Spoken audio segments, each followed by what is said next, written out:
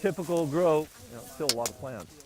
It takes months to grow, but it only takes a few hours to destroy.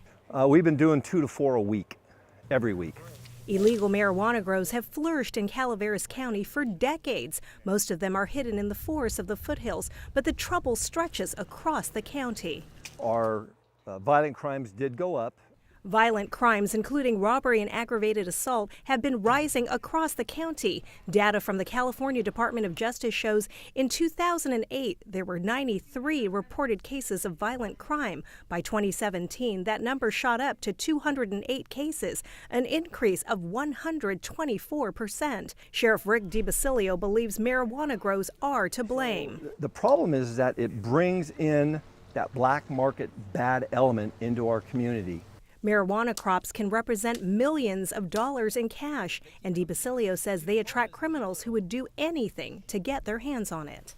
The bad guy comes up out of the valley because he knows he has an illegal grow that he can go to and steal their marijuana to sell it on the black market, hence the 6 guys up in Murphy's. In June, 6 victims were beaten and tortured in an armed robbery. DiBasilio says the robbers targeted the victims because they had marijuana and lots of it. So they ended up with $30,000 in cash.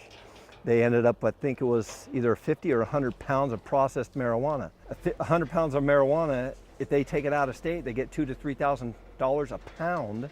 That's a lot of money. As the crime rate went up, the number of officers went down. When we had the crunch of 2008, we saw our numbers really decline. The number of sworn law enforcement officers in Calaveras County dropped by 16% in the last 10 years. Last year, there were only 58 officers to cover the entire county, more than 1,000 square miles. We're a rural county. Our pay is a lot lower for our guys. They can go across the river and make more money. It was the money that pushed Calaveras County to approve legal marijuana grows in 2016, following the economic devastation of the Butte fire. But in January of 2018, following complaints of increasing crime and environmental damage, the Calaveras County Board of Supervisors outlawed all commercial grows. And this is the aftermath of people continuing to grow and thinking that they're going to get away with it. Our Easter egg hunt that we put on for the kids and parties and stuff. Jerry Garcia supports the ban. He calls the small community West Point home. The serene landscape lured him 45 years ago. Fresh air and quietness, as you notice. But he says the influx of marijuana grows, legal or not, changed the town. Everybody knew everybody, and they respected what they have and all that sort. And there was no need to lock your door. No need at all.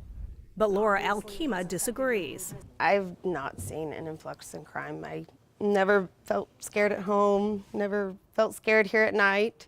The local restaurant owner and mom of 3 believes legal grows have their benefits. She saw it herself. Increased our sales, probably, I would guess, almost 25–30%. But now business is suffering because of the ban on legal grows. This county needs something. And I feel like these people that moved here moved there with their families. They weren't here to destroy the properties, the ones that were trying to do it legally. I feel like they were here to provide for their families.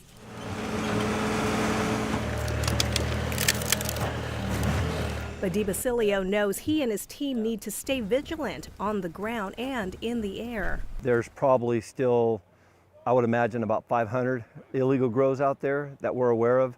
When our guys do a flyovers, it's just still a sea of green up in this area. Staying focused and aggressive, knowing that as soon as one illegal crop comes down, another is growing. In Calaveras County, Rowena Shaddix, Fox 40 News.